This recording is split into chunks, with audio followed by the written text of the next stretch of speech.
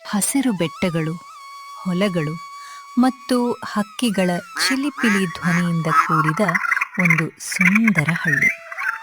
ಆ ಹಳ್ಳಿಯಲ್ಲಿ ಎಲ್ಲರ ಪ್ರೀತಿಯ ಇಬ್ಬರು ಸಹೋದರಿಯರು ವಾಸಿಸುತ್ತಿದ್ದರು, ಹರ್ಷಿತಾ ಮತ್ತು ವರ್ಷಾ. ವರ್ಷ, ಅಕ್ಕ ಬೇಗ ಎದ್ದೇಳು, ಇಂದು ಕಾಡಿಗೆ ಹೋಗೋಣ. ಮೊದಲು ಮನೆ ಕೆಲಸ ಮುಗಿಸೋಣ, ನಂತರ ಅಮ್ಮನ ಅನುಮತಿ ಕೇಳೋಣ. ನೀವು ಜಾಗ್ರತೆಯಿಂದ ಹೋದ್ರೆ ಮಾತ್ರ ಹೋಗಬಹುದು. ಸರಿ ಅಮ್ಮ. ಇಬ್ಬರು ತಮ್ಮ ಚೀಲಗಳನ್ನು ತೆಗೆದುಕೊಂಡು ಕಾಡಿನತ್ತ ಹೊರಟರು.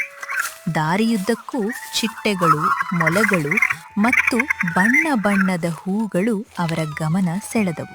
ಅಕ್ಕ, ಈ ಕಾಡು ಎಷ್ಟು ಸುಂದರವಾಗಿದೆ. ಹೌದು, ಆದರೆ ತುಂಬಾ ಒಳಗೆ ಹೋಗಬಾರದು. ನಾನು ನಿನ್ನ ಜೊತೆಯಲ್ಲೇ ಇರುತ್ತೇನೆ. ಸ್ವಲ್ಪ ದೂರ ನಡೆದ ನಂತರ ಮರಗಳ ನಡುವೆ ನೀಲಿ ಬಣ್ಣದ ವಿಚಿತ್ರ ಬೆಳಕು ಕಾಣಿಸಿತು. ಅಕ್ಕ, ಅಲ್ಲಿ ನೋಡಿ, ಏನೋ ಹೊಳೆಯುತ್ತಿದೆ. ನನಗೂ ಕಾಣುತ್ತಿದೆ, ಆದರೆ ಜಾಗ್ರತೆಯಿಂದ ಹೋಗೋಣ. ಅವರು ನಿಧಾನವಾಗಿ ಆ ಬೆಳಕಿನ ಕಡೆ ನಡೆಯುತ್ತಾರೆ. ಬೆಳಕಿನ ಮೂಲ ಒಂದು ಪುರಾತನ ಕಲ್ಲಿನ ಬಾಗಿಲಾಗಿತ್ತು. ಅದರ ಮೇಲೆ ಹೊಳೆಯುವ ಅಕ್ಷರಗಳಲ್ಲಿ ಒಂದು ಸಂದೇಶ ಬರೆಯಲಾಗಿತ್ತು. ಅಕ್ಕ, ಇದು ನಿಜವಾದ ಮಾಯಾ ಬಾಗಿಲ? ಗೊತ್ತಿಲ್ಲ, ಆದ್ರೆ ಭಯ ಪಡಬೇಡ. ಹರ್ಷಿತಾ ಬಾಗಿಲನ್ನು ನಿಧಾನವಾಗಿ ಮುಟ್ಟುತ್ತಾಳೆ. ಬಾಗಿಲು ನಿಧಾನವಾಗಿ ತೆರೆದುಕೊಳ್ಳುತ್ತದೆ. ಬಾಗಿಲಿನ ಒಳಗೆ ಬಂಗಾರದ ಬೆಳಕಿನಿಂದ ತುಂಬಿದ ಗುಹೆ ಕಾಣಿಸಿತ್ತು. ಅಲ್ಲಿ ಗಾಯಗೊಂಡಿದ್ದ ಒಂದು ಮಾಯಾ ಜಿಂಕೆ ನಿಂತಿತ್ತು. ಜಿಂಕೆ, ದಯವಿಟ್ಟು ನನಗೆ ಸಹಾಯ ಮಾಡಿ. ಅಕ್ಕ, ಈ ಜಿಂಕೆ ಮಾತನಾಡುತ್ತಿದೆ. ಹೆದರಬೇಡ, ಏನಾಯ್ತು ಹೇಳು. ದುಷ್ಟ ಮಾಂತ್ರಿಕನು ನನ್ನ ಮಾಯಾ ಸ್ಫಟಿಕವನ್ನು ಕದ್ದಿದ್ದಾನೆ. ಅದಿಲ್ಲದೆ ಈ ಕಾಡು ನಿಧಾನವಾಗಿ ನಾಶವಾಗುತ್ತಿದೆ. ನಾವು ನಿಮ್ಗೆ ಸಹಾಯ ಮಾಡುತ್ತೇವೆ. ಹೌದು, ಯಾವ ಕಷ್ಟ ಬಂದರೂ ನಾವು ಹಿಂದೆ ಸರಿಯುವುದಿಲ್ಲ. ಇಬ್ಬರು ಸಹೋದರಿಯರು ತಮ್ಮ ಜೀವನದ ಅತಿ ದೊಡ್ಡ ಸಾಹಸಕ್ಕೆ ಕಾಲಿಟ್ಟರು. ಅವರಿಗೆ ಮುಂದೆ ಯಾವ ಸವಾಲುಗಳು ಕಾದಿವೆ ಎಂಬುದು ಇನ್ನೂ ತಿಳಿದಿರಲಿಲ್ಲ. ಮಾಯಾ ಜಿಂಕೆಯ ಸೂಚನೆಯಂತೆ ಹರ್ಷಿತಾ ಮತ್ತು ವರ್ಷಾ ಕಾಡಿನ ಇನ್ನಷ್ಟು ಆಳಕ್ಕೆ ಸಾಗಿದ್ರು. ಅಷ್ಟರಲ್ಲಿ ಒಂದು ದೊಡ್ಡ ಆಲದ ಮರದ ಮೇಲೆ ಹಸಿರು ಗಿಳಿಯೊಂದು ಕಾಣಿಸಿತು. ನಿಲ್ಲಿ, ಮುಂದೆ ಹೋಗ್ಬೇಕಾದ್ರೆ ನನ್ನ ಒಗಟಿಗೆ ಉತ್ತರಿಸಬೇಕು. ಅಕ್ಕ, ನನಗೆ ಒಗಟುಗಳು ತುಂಬಾ ಇಷ್ಟ. ಕಣ್ಣು ಇಲ್ಲ, ಆದರೆ ಎಲ್ಲವನ್ನೂ ತೋರಿಸ್ತೇನೆ. ಬಾಯಿ ಇಲ್ಲ, ಆದರೆ ಸತ್ಯವನ್ನೇ ಹೇಳುತ್ತೇನೆ. ನಾನು ಯಾರು? ಕನ್ನಡಿ. ಸರಿಯಾದ ಉತ್ತರ. ನೀವು ಮೊದಲ ಪರೀಕ್ಷೆಯಲ್ಲಿ ಗೆದ್ದಿದ್ದೀರಿ. ಗಿಳಿಯವರಿಗೆ ಹೊಳೆಯುವ ಮಾಯಾ ಎಲೆಯನ್ನು ನೀಡುತ್ತದೆ. ಈ ಎಲೆ ಮುಂದೆ ನಿಮಗೆ ಅಪಾಯದಿಂದ ರಕ್ಷಿಸುತ್ತದೆ. ಸ್ವಲ್ಪ ದೂರ ನಡೆದ ತಕ್ಷಣ ಇಡೀ ಕಾಡು ದಟ್ಟ ಮಂಜಿನಿಂದ ಆವರಿಸಿತ್ತು. ದಾರಿ ಕಾಣದೆ ಇಬ್ಬರು ಗೊಂದಲಕ್ಕೀಡಾದರು.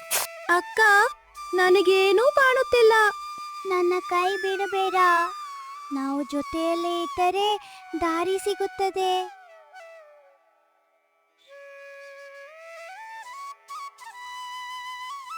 ಅಕ್ಕ, ಎಲೆ ಬೆಳಗುತ್ತಿದೆ. ಇದೇ ನಮ್ಮ ದಾರಿ. ಇಬ್ಬರು ಸುರಕ್ಷಿತವಾಗಿ ಮಂಜಿನಿಂದ ಹೊರಬರುತ್ತಾರೆ.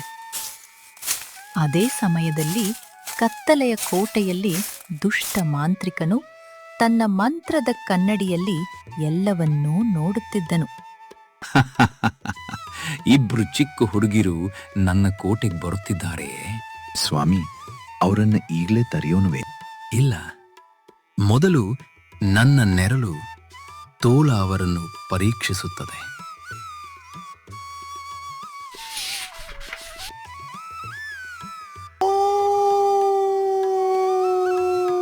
ಕಾಡಿನ ನಿಶ್ಶಬ್ದತೆಯನ್ನು ಮುರಿದು ಭಯಾನಕ ಗರ್ಜನೆ ಕೇಳಿಸಿತು. ಅಕ್ಕ, ತೋಳ. ಹೆದರಬೇಡ, ಶಾಂತವಾಗಿರು. ತೋಳ ವೇಗವಾಗಿ ಅವರ ಕಡೆ ಓಡುತ್ತದೆ. ಹರ್ಷಿತಾ ಗಿಳಿಕೊಟ್ಟ ಮಾಯಾ ಎಲೆಯನ್ನು ಮೇಲಕ್ಕೆ ಎತ್ತುತ್ತಾಳೆ. ಎಲೆಯಿಂದ ಬಂಗಾರದ ಬೆಳಕು ಹೊರಬಂದು ತೋಳದ ಮೇಲೆ ಬೀಳುತ್ತದೆ. ತೋಳ ನಿಧಾನವಾಗಿ ಹೊಗೆಯಾಗಿ ಮಾಯವಾಗುತ್ತದೆ. ನಾವು ಗೆದ್ದೆವು. ಇದು ಕೇವಲ ಆರಂಭ. ತೋಳ ಮಾಯವಾದ ಸ್ಥಳದಲ್ಲಿ ಒಂದು ಹಳೆಯ ಚರ್ಮದ ನಕ್ಷೆ ಕಾಣಿಸಿತ್ತು. ಅಕ್ಕ, ಇದೇನೋ ನಕ್ಷೆ ಅನ್ಸುತ್ತಾ ಇದೆ. ನೋಡೋಣ. ನಕ್ಷೆಯಲ್ಲಿ 3 ಸ್ಥಳಗಳು ಗುರುತಿಸಲಾಗಿದ್ದವು: ಜ್ಞಾನಗುಹೆ, ಮಾಯಾ ಸೇತುವೆ, ಕತ್ತಲೆಯ ಕೋಟೆ. ಮೊದಲು ಜ್ಞಾನ ಗುಹೆಗೆ ಹೋಗಬೇಕು. ಅಲ್ಲಿಂದಲೇ ಸ್ಫಟಿಕವನ್ನು ಹುಡುಕುವ ಸುಳಿವು ಸಿಗಬಹುದು. ಬೇಗ ಬನ್ನಿ, ಸಮಯ ತುಂಬ ಕಡಿಮೆ. ಇಬ್ಬರು ನಕ್ಷೆಯನ್ನು ಹಿಡಿದು ಮುಂದಿನ ಸಾಹಸದತ್ತ ಹೊರಟರು. ಆದರೆ ಅವರಿಗೆ ತಿಳಿಯದೆ ಯಾರೋ ನೆರಳಿನಲ್ಲಿ ಅವರನ್ನು ಹಿಂಬಾಲಿಸುತ್ತಿದ್ದರು. ನಕ್ಷೆಯನ್ನು ಅನುಸರಿಸಿ ಹರ್ಷಿತಾ ಮತ್ತು ವರ್ಷ ಒಂದು ದೊಡ್ಡ ಬೆಟ್ಟದ ಬಳಿ ಇರುವ ಜ್ಞಾನ ಗುಹೆಗೆ ತಲುಪುತ್ತಾರೆ. ಗುಹೆಯ ಬಾಗಿಲಿನ ಮೇಲೆ ನೀಲಿ ಬಣ್ಣದ ಬೆಳಕು ಹೊಳೆಯುತ್ತಿರುತ್ತದೆ. ಅಕ್ಕ, ಈ ಗುಹೆ ತುಂಬಾ ವಿಚಿತ್ರವಾಗಿದೆ. ಭಯಪಡ್ಬೇಡ, ನಾವು ಒಟ್ಟಿಗೆ ಇದ್ದೇವೆ. ಗುಹೆಯ ಒಳಗೆ ಒಂದು ಭಾರೀ ಕಲ್ಲಿನ ದೈತ್ಯ ಜೀವಂತವಾಗುತ್ತದೆ. ನಿಲ್ಲಿ, ನನ್ನ ಪ್ರಶ್ನೆಗೆ ಉತ್ತರಿಸಿದರೆ ಮಾತ್ರ ಮುಂದೆ ಹೋಗಬಹುದು. ಕೇಳಿ. ಯಾವ ಸಂಪತ್ತನ್ನು ಎಷ್ಟು ಹಂಚಿದರೂ ಅದು ಕಡಿಮೆಯಾಗುವುದಿಲ್ಲ. ಜ್ಞಾನ. ಸರಿಯಾದ ಉತ್ತರ. ನಿಮ್ಮ ಬುದ್ಧಿವಂತಿಕೆಗೆ ಈ ಧೈರ್ಯದ ತಾಯಿತ ಬಹುಮಾನ. ಅವನು ಹೊಳೆಯುವ ತಾಯ್ತವನ್ನು ಹರ್ಷಿತಾಗೆ ಕೊಡುತ್ತಾನೆ. ಗುಹೆಯಿಂದ ಹೊರಬಂದ ನಂತರ ಒಂದು ಆಳವಾದ ಕಣಿವೆ ಕಾಣಿಸುತ್ತದೆ. ಅದರ ಮೇಲೆ ಪಾರದರ್ಶಕವಾದ ಮಾಯಾ ಸೇತುವೆ ಇರುತ್ತದೆ. ಸೇತುವೆಯ ಮೇಲೆ ನಡೆಯುವಾಗ ಭಯಪಟ್ಟರೆ ಅದು ಮಾಯವಾಗುತ್ತದೆ. ನನಗೆ ಭಯವಾಗುತ್ತಿದೆ ಅಕ್ಕ. ನನ್ನ ಕೈ ಹಿಡುಕೋ. ನಮ್ಮ ಧೈರ್ಯವೇ ನಮ್ಮ ಶಕ್ತಿ. ಇಬ್ಬರೂ ನಿಧಾನವಾಗಿ ಹೆಜ್ಜೆ ಹಾಕುತ್ತಾರೆ. ಹಠಾತ್ ಗಾಳಿ ಜೋರಾಗಿ ಬೀಸುತ್ತದೆ. ಹರ್ಷಿತಾ ತಾಯ್ತವನ್ನು ಎತ್ತುತ್ತಾಳೆ. ತಾಯ್ತದಿಂದ ಹೊರಬಂದ ಬೆಳಕು ಸೇತುವೆಯನ್ನು ಬಲಪಡಿಸುತ್ತದೆ. ಇಬ್ಬರು ಸುರಕ್ಷಿತವಾಗಿ ದಾಟುತ್ತಾರೆ. ಕೋಟೆಯಲ್ಲಿ ಮಾಂತ್ರಿಕನು ಕೋಪದಿಂದ ಗರ್ಜಿಸುತ್ತಾನೆ. ಅವನು ಮಂತ್ರ ಹೇಳುತ್ತಾನೆ. ಕಪ್ಪು ಹೊಗೆಯಿಂದ 100 ನೆರಳು ಬಾವಲಿಗಳು ಹೊರಬರುತ್ತವೆ. ಹೋಗಿ ಅವರನ್ನು ಎಂದಿಗೂ ಕೋಟೆಗೆ ತಲುಪದಂತೆ ಮಾಡಿ. ಸಂಜೆ ಆಗುತ್ತದೆ. ಹರ್ಷಿತಾ ಮತ್ತು ವರ್ಷ ಒಂದು ಪುರಾತನ ಮರದ ಕೆಳಗೆ ವಿಶ್ರಾಂತಿ ಪಡೆಯುತ್ತಾರೆ. ಅಷ್ಟರಲ್ಲಿ ಮರದೊಳಗಿಂದ ವಯಸ್ಸಾದ ಗೂಬೆ ಹೊರಬರುತ್ತದೆ. ನೀವು ಹುಡುಕುತ್ತಿರುವ ಮಾಯಾ ಸ್ಫಟಿಕ ಕೋಟೆಯೊಳಗೆ ಇಲ್ಲ. ಏನು? ಹಾಗಾದ್ರೆ ಎಲ್ಲಿದೆ? ಕೋಟೆಯ ಕೆಳಗಿರುವ ರಹಸ್ಯ ಗುಹೆಯಲ್ಲಿ. ಆದರೆ ಅಲ್ಲಿಗೆ ಹೋಗಲು ಸತ್ಯದ ಬಾಗಿಲು ತೆರೆಯಬೇಕು. ಗೂಬೆ ಅವರಿಗೆ ಒಂದು ಬೆಳ್ಳಿಯ ಕೀಲಿಯನ್ನು ನೀಡುತ್ತದೆ. ಈ ಕೀಲಿ ಒಳ್ಳೆಯ ಹೃದಯ ಇರುವವರಿಗೆ ಮಾತ್ರ ಕೆಲಸ ಮಾಡುತ್ತದೆ. ಧನ್ಯವಾದಗಳು. ನಾವು ಕಾಡನ್ನು ಖಂಡಿತ ರಕ್ಷಿಸ್ತೇವೆ. ಬೆಳ್ಳಿಯ ಕೀಲಿಯನ್ನು ಕೈಯಲ್ಲಿ ಹಿಡಿದು ಇಬ್ಬರು ಸಹೋದರಿಯರು ಕೊನೆಯ ಸಾಹಸಕ್ಕೆ ಸಿದ್ಧರಾದರು. ಆದರೆ ಕತ್ತಲಿನಲ್ಲಿ ನೆರಳು ಬಾವಲಿಗಳು ಅವರತ್ತ ವೇಗವಾಗಿ ಬರುತ್ತಿದ್ದವು. ರಾತ್ರಿ ಕತ್ತಲೆ ಆವರಿಸುತ್ತಿದ್ದಂತೆ ಆಕಾಶದಿಂದ 100 ನೆರಳು ಬಾವಲಿಗಳು ಹರ್ಷಿತಾ ಮತ್ತು ವರ್ಷಾಳ ಕಡೆಗೆ ಹಾರಿ ಬಂದವು. ಅಕ್ಕ, ಇಷ್ಟು ಬಾವಲಿಗಳು? ಹೆದರಬೇಡ, ಒಟ್ಟಿಗೆ ನಿಲ್ಲೋಣ.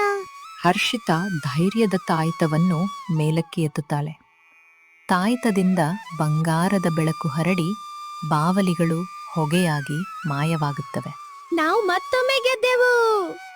ಇಬ್ಬರು ಕೋಟೆಯ ಕೆಳಗಿರುವ ರಹಸ್ಯ ಗುಹೆಗೆ ತಲುಪ್ತಾರೆ. ಅಲ್ಲಿ ಒಂದು ದೊಡ್ಡ ಬಂಗಾರದ ಬಾಗಿಲು ಕಾಣಿಸುತ್ತದೆ. ನಿಮ್ಮ ಹೃದಯದಲ್ಲಿ ಯಾವುದೇ ಸ್ವಾರ್ಥವಿಲ್ಲವೆಂದು ಸಾಬೀತುಪಡಿಸಿ. ನಾವು ನಮ್ಮದಾಗಿ ಬಂದಿಲ್ಲ, ಈ ಕಾಡನ್ನು ಉಳಿಸಲು ಬಂದಿದ್ದೇವೆ. ಎಲ್ಲ ಪ್ರಾಣಿಗಳು ಮತ್ತೆ ಸಂತೋಷವಾಗಿರ್ಲಿ ಎಂಬುದೇ ನಮ್ಮ ಆಸೆ. ವರ್ಷ ಬೆಳ್ಳಿಯ ಕೀಲಿಯನ್ನು ಬಾಗಿಲಿಗೆ ಹಾಕುತ್ತಾಳೆ. ಬಾಗಿಲು ನಿಧಾನವಾಗಿ ತೆರೆದುಕೊಳ್ಳುತ್ತದೆ. ಗುಹೆಯ ಮಧ್ಯದಲ್ಲಿ ಮಾಯಾ ಸ್ಫಟಿಕ ಹೊಳೆಯುತ್ತಿರುತ್ತದೆ. ಆದರೆ ಅದೇ ಕ್ಷಣದಲ್ಲಿ ದುಷ್ಟ ಮಾಂತ್ರಿಕನು ಕಾಣಿಸಿಕೊಳ್ಳುತ್ತಾನೆ. ನನ್ನನ್ನು ಸೋಲಿಸಲು ಸಾಧ್ಯವಿಲ್ಲ. ನಾವು ಹಿಂದೆ ಸರಿಯುವುದಿಲ್ಲ. ಹಾಗಾದರೆ ನನ್ನ ಶಕ್ತಿಯನ್ನು ಎದುರಿಸಿ.